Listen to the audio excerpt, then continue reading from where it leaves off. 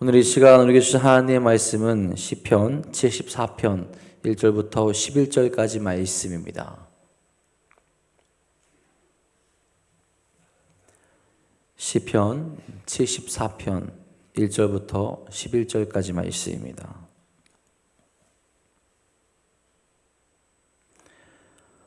오늘 우리에게 주신 하나님의 말씀 다 같이 한 목소리로 받들도록 하겠습니다. 하나님이여, 주께서 어찌하여 우리를 영원히 버리시나이까? 어찌하여 주께서 기르시는 양을 향하여 진노의 연기를 품으시나이까? 옛적부터 얻으시고 속량하사 주의 기업의 지파로 삼으신 주의 회중을 기억하시며 주께서 계시던 시온산도 생각하소서. 영구히 파멸된 곳을 향하여 주의 발을 옮겨 놓으소서. 원수가 성소에서 모든 악을 행하였나이다. 주의 대적이 주의 회중 가운데서 떠들며 자기들의 깃발을 세워 표적으로 삼았으니 그들은 마치 도끼를 들어 살림은 베는 사람 같으니이다. 이제 그들이 도끼와 철퇴로 성소의 모든 조각품을 쳐서 부수고 주의 성소를 불사르며 주의 이름이 계신 곳을 더럽혀 땅을 엎었나이다. 그들이 마음속으로 이르기를 우리가 그들을 진멸하자 하고 이 땅에 있는 하나님의 모든 회당을 불살랐나이다. 우리의 표적은 보이지 아니하며 선지자도 더 이상 없으며 이런 일이 얼마나 오래는지 우리 중에 아는 자도 없나이다. 하나님이여, 대적이 언제까지 비방하겠으며 원수가 주의 이름을 영원히 능욕하리이까? 주께서 어찌하여 주의 손 곧 주의 오른손을 거두시나이까?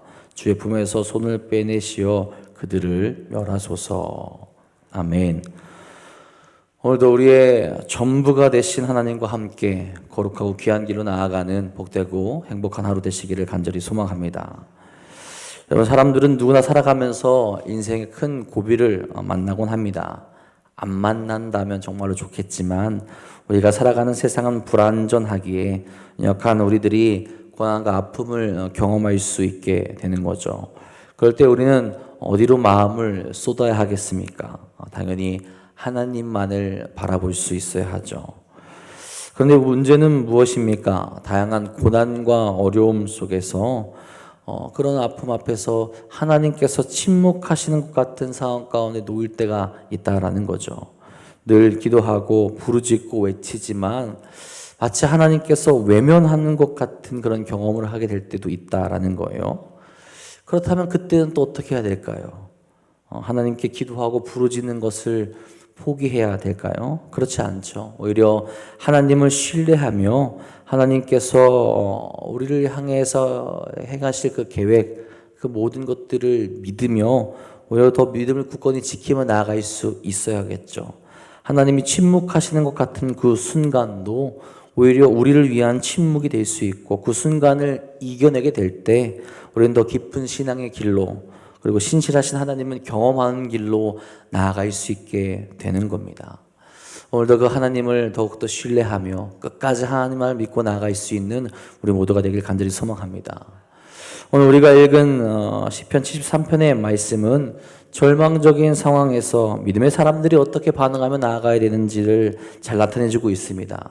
이 시편 74편은 시대적 상황을 바벨론 느부갓네살에 의해서 예루살렘이 함락되어지고 남유다 왕국이 멸망한 사건을 배경으로 보곤 합니다. 엄청난 고난과 아픔 가운데에서 이 시편이 쓰여졌다라는 것을 의미하죠. 그렇게 이 시편은 한편으로는 탄원시로도 보기도 하고요. 또 오늘 우리가 읽은 시편 제목을 보면 마스길이라는 표현이 나오는데 이 뜻이 정확하진 않지만 지혜 혹은 교훈이라는 뜻을 포함하고 있습니다. 그래서 이 시를 지혜시 혹은 교훈시로 이렇게 보고 있습니다. 그러니까 이 시는 어떠한 고난 가운데 있더라도 다시 하나님의 언약을 신뢰하고 기도하며 문제를 해결하기 위해서 나아가야 한다라는 그 값진 교훈, 또 고난 가운데 있는 자들이 어떤 모습으로 나아가야 되는지를 교훈하고 또 깨닫게 하고 있다라는 거죠. 하나님께 부르짖으며 하나님만을 신뢰하며 하나님께 나아가야 한다라는 것, 그 고난의 순간에 누구를 바라봐야 되는지 어떤 모습으로 나아가야 되는지를 이 시를 통해서 나타내주고 있다라는 겁니다. 하나님만이 믿는 이들의 전부가 되어주시고 하나님만이 그들을 회복시켜 줄 수 있으시기에 하나님께로 나아갈 수 있음을 가르쳐주고 있다는 거죠. 오늘날 우리는 어떻게 하고 있습니까? 그저 하나님께 부르짖으며 불평하고 내 속에 있는 그런 것들만이 이루어지기를 원하고 있지는 않습니까? 정말 해결의 방법이 하나님께 있음을 믿으며 내 생각을 내려놓고 겸손하게 하나님께 나아갈 수 있는 우리 모두가 되기를 간절히 바랍니다. 시편 기자가 어떻게 오늘 말씀을 시작합니까? 1절에 이렇게 이야기하죠. 하나님이여 주께서 어찌하여 우리를 영원히 버리시나이까? 어찌하여 주께서 기르시는 양을 향하여 진노의 연기를 뿜으시니까? 너무나 솔직하고 직설적으로 하나님께 고합니다. 하나님, 왜 우리를 버리셨습니까? 그렇게 묻죠.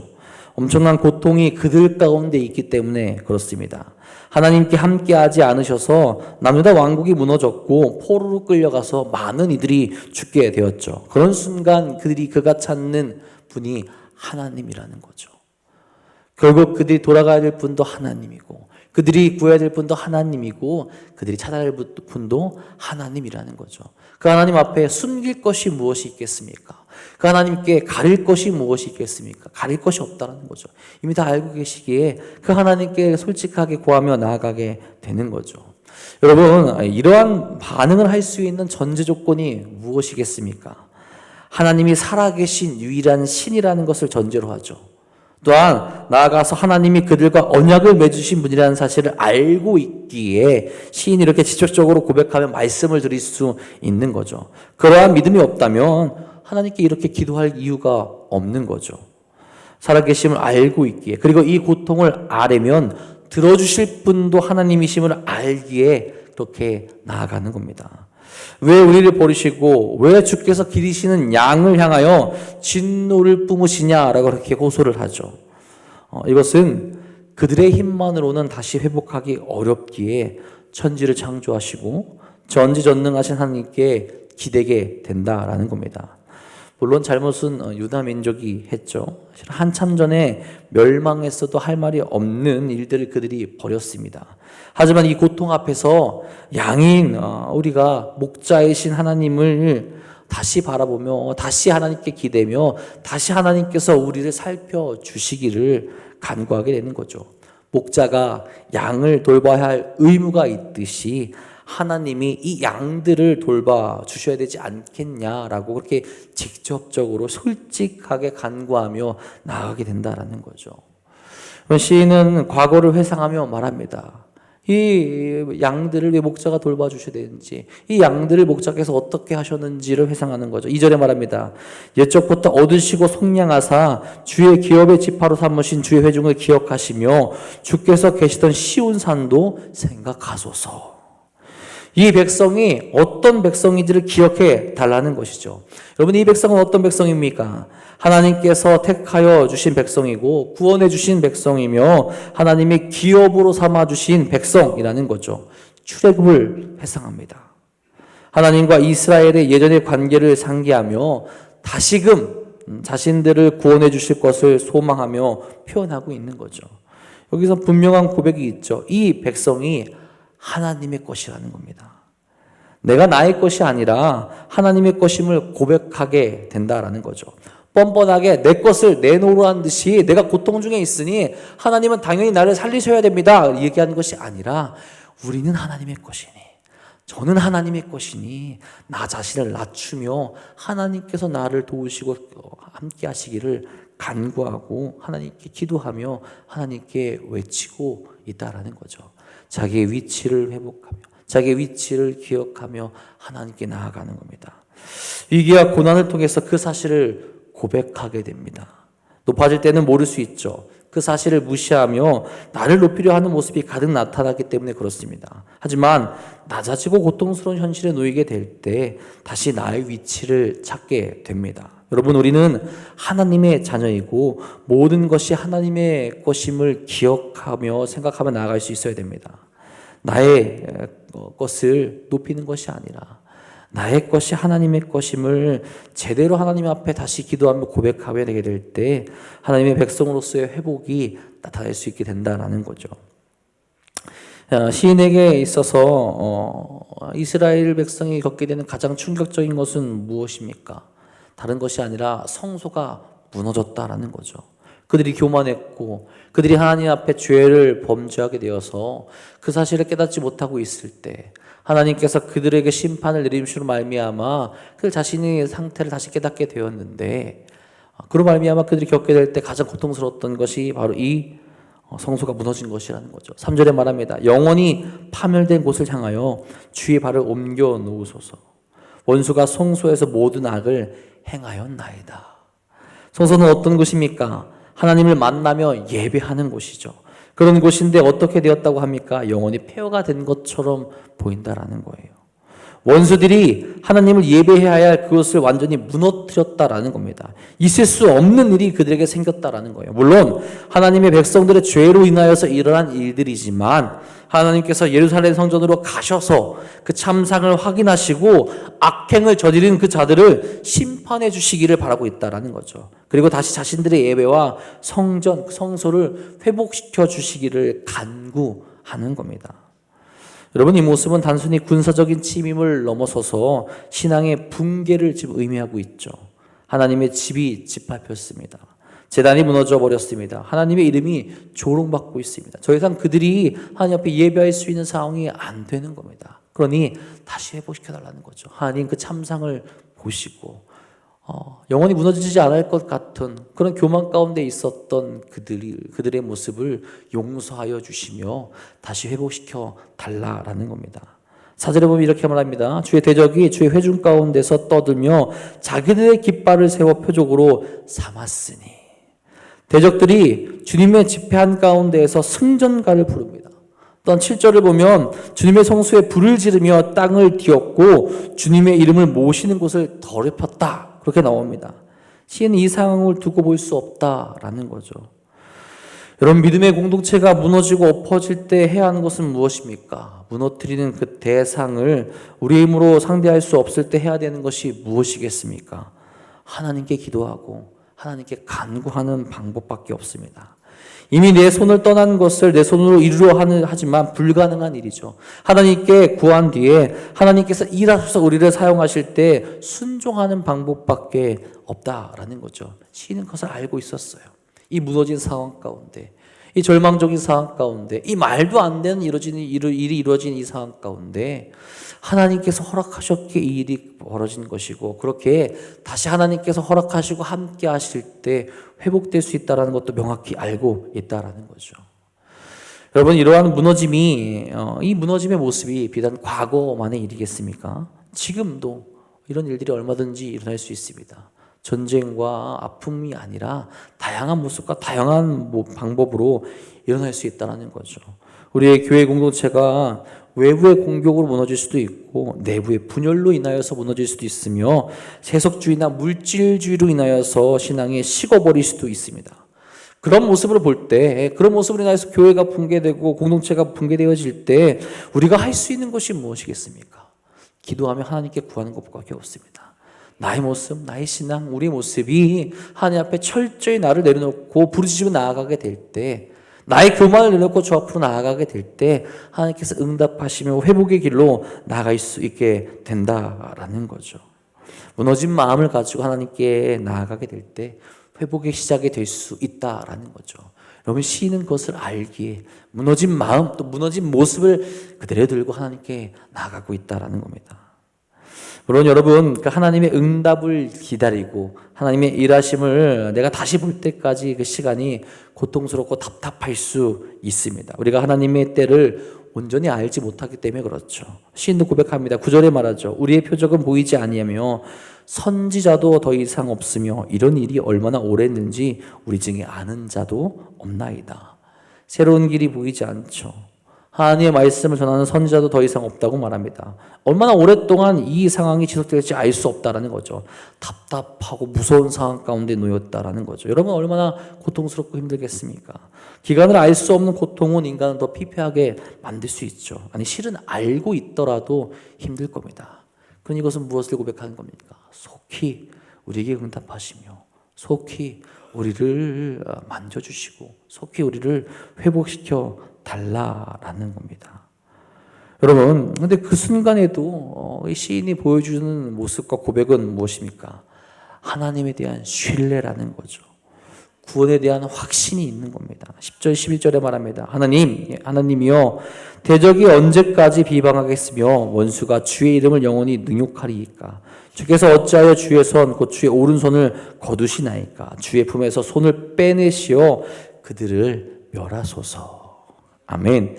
이 문제와 어려움을 해결하실 분은 하나님밖에 없다라는 거예요. 지금은 알 수 없지만 하나님이 역사하시면 저 원수들을 심판하시며 그들을 멸하실 수 있다라는 거죠. 시인은 절망 중에서도 하나님의 오른손, 그 능력과 구원의 손길을 믿고 있습니다. 지금 그 손길이 감추어진 것 같지만 다시 그 손을 펴서 능력을 발휘하시기를 외칩니다. 그리고 확신하는 거죠. 하나님만 함께 하시면, 하나님만 능력을 발하시면, 하나님만 그 오른손을 우리에게 펼치시면 그때가 참된 회복의 때가 될 수 있다라는 겁니다. 여러분, 우리의 삶에도 고난과 어려움은 찾아옵니다. 그럴 때 우리는 어떻게 반응하고 있습니까? 바로 하나님께 나아가시기 바랍니다. 하나님이 살아계심을 알고 있다면, 하나님이 참된 우리의 신이 되심을 알고 있다면, 주님이 우리의 구원자심을 알고 있다면 그 순간 우리가 가장 먼저 바라봐야 될 분은 세상이 아니라, 내 친구가 아니라, 나의 가족이 아니라 가장 먼저는 하나님이 되어야 되는 줄 믿으시기 바랍니다. 그리고 그 하나님께 끝까지 간구하고 하나님께 부르실 때 회복의 시작이 됩니다. 나의 어려움, 나의 아픔 하나님께서 아시고 하나님의 때에 반드시 응답하실 것이기 때문이죠. 그리고 응답하시고 하나님께서 역사하시는 그 순간 우리의 삶, 우리의 모든 것은 바뀌어서 평안과 감사, 기쁨 가운데로 나아갈 수 있게 된다라는 겁니다. 늘 확신을 품으시기 바랍니다. 하나님이 우리의 참된 구원자이시오. 또 하나님이 우리 것을 이끌어내실 것이라는 것을 확신을 하시기 바랍니다. 침묵하시는 것 같지만 그 침묵의 시간 동안 하나님을 더욱더 믿고 나아가게 될 때, 하나님이 응답하시는 그때에 우리는 더 큰 신앙의 길로 나아가게 되는 겁니다. 오늘도 그런 하나님을 믿고 나아갈 수 있길 소망합니다. 끝까지 하나님께 부르짖으며 나아가 고난의 순간에도 승리의 길로 나아가는 우리 모두가 되시길 주님의 이름으로 간절히 축복하고 축원합니다. 기도하겠습니다. 하나님, 오늘도 우리에게 거룩한 길로 또 은혜의 길로 나아가게 하심 진심으로 감사를 드립니다. 날마다 주 앞에 부르짖게 하여 주시옵고 하나님께 간구하며 나아갈 수 있는 믿음을 허락하여 주옵소서. 오늘 말씀의 시인은 고난의 순간에, 고통의 순간에, 절망의 순간에 그 모든 것을 하나님께 들고 나아갔습니다. 하나님만이 참된 분이시오. 하나님만이 그 상황을 바꾸실 수 있고 고치실 수 있기에 하나님 앞으로 나아갑니다. 주님, 우리도 하나님 앞에 나아갈 수 있도록 인도하여 주옵소서. 이 아픔의 순간에, 그 고통의 순간에 다른 것을 바라보며 다른 것을 의지하는 것이 아니라 참된 신이시오, 참된 구원자시오, 오직 우리의 능력과 힘이 되신 하나님께 나아가 하나님의 오른손이 우리에게 다시 펼쳐지며 우리에게 응답하시길 구하며 나아갈 수 있도록 인도하여 주옵소서. 하나님께서 능력을 바라시면 하나님께서 함께 하시고 우리에게 그때를 알려주시고 그때 응답하시면 모든 것이 회복되는 것을 반드시 믿으며 나아갈 수 있는 믿음을 허락하여 주셔서 흔들리지 아니하고 나아갈 수 있도록 인도하여 주옵소서. 주님, 오늘도 우리에게 아픔이 또한 고통이 어려움이 찾아올 수 있습니다. 그 고통과 아픔의 순간에 우리가 누구를 의지하고 있습니까? 오직 하나님만 바라보게 하여 주시며 오늘도 승리할 수 있는 삶을 허락하여 주옵소서. 특별히 그 삶을 살아가는데 아파하고 힘들어하고 넘어져 있는 이들이 있습니까?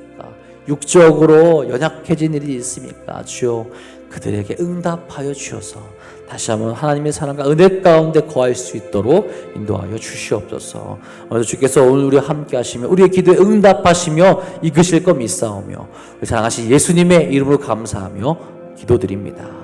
아멘.